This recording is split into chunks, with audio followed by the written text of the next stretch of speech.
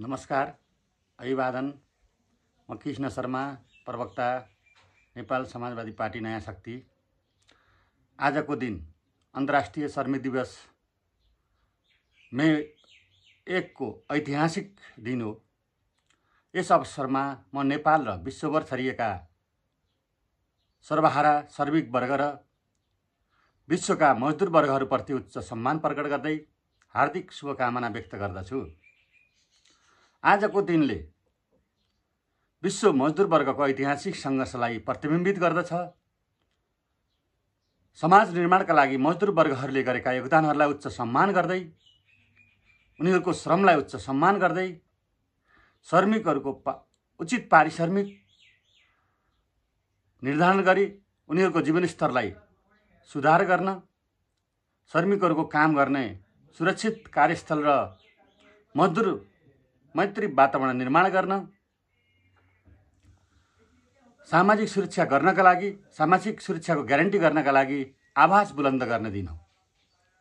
पुँजीवादी अर्थव्यवस्थाले निर्माण गरेका सबै प्रकारका शोषण, दमन र उत्पीडनका साङ्लाहरूलाई चुडाल्दै समुन्नत समाजवादको दिशामा अगाडि बढ्न नयाँ सङ्कल्प गर्ने दिन पनि आजको दिन हो।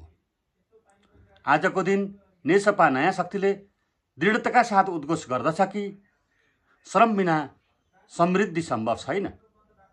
श्रम र श्रमिक वर्गको सम्मान गरेर नै समृद्ध राष्ट्र निर्माण गर्न सकिन्छ। नेपालको सन्दर्भमा अबको निकास, आर्थिक विकास, समृद्धि सम्भव छ हाम्रै पालामा भनेर उदाएको नेसपा नयाँ शक्तिले अहिले स्वाधीनता, समृद्धि, सुशासन, समावेशी लोकतन्त्र, राजनीतिक स्थायित्व र समुन्नत समाजवादको जुन कार्यदिशा अवलम्बन गरेको छ, त्यसको महत्त्वपूर्ण आधारशिलाको रूपमा पनि श्रम र श्रमिक वर्गहरू नै हुन्। तर आज तिनै श्रमिक वर्गहरू, मजदुर वर्गहरू राज्यबाट अपहरित छन्। लाखौँ श्रमिकहरू न्यूनतम ज्यालाबाट पनि वञ्चित छन्। श्रम क्षेत्र असाध्यै असुरक्षित र अस्तव्यस्त छ।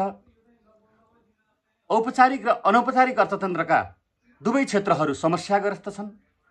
कृषि कर्म र घरेलु श्रम गर्नेहरूलाई कुनै मूल्य दिइएको छैन, जसका कारण आज देशबाट जनशक्ति पलायन भएर विदेश गइरहेको अवस्था छ।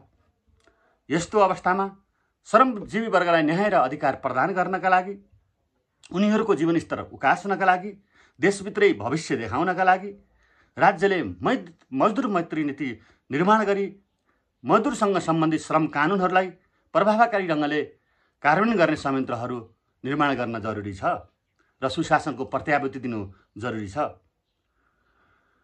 त्यसैले राज्य अनि श्रमप्रदायक निजी क्षेत्र र प्रतिष्ठानहरूले श्रमिकहरूलाई उच्च सम्मान गर्दै उनीहरूको हक र अधिकारको सुनिश्चित गर्न गम्भीरतापूर्वक जिम्मेवारी निर्वाह गर्न पनि हामी हार्दिक आह्वान गर्दछौँ। नेपाल समाजवादी पार्टी श्रमिक वर्गको सर्वोत्तम हित, सशक्तिकरण र श्रमको एउटा औपचारिकीकरण गर्दै सामाजिक सुरक्षाको विस्तारका लागि, साथसाथै समतामूलक समाजको निर्माण गर्नका लागि सदैव प्रतिबद्ध रहँदै गइरहेको छ। हामी श्रमिक वर्गहरूको हक र अधिकारलाई उत्पादन, विकास र समृद्धिको आधार बनाउँदछौँ। उनीहरूकै सहभागिता मात्रै समृद्धि सम्भव भएको हुनाले आजको दिनले सम्पूर्ण श्रमजीवी वर्गहरूलाई एकताबद्ध गर्दै समुन्नत समाजवादको निर्माणमा अगाडि बढ्नको लागि प्रेरणा प्रदान गरोस्। जय नयाँ शक्ति, नेपाल समाजवादी पार्टी नयाँ शक्ति। धन्यवाद।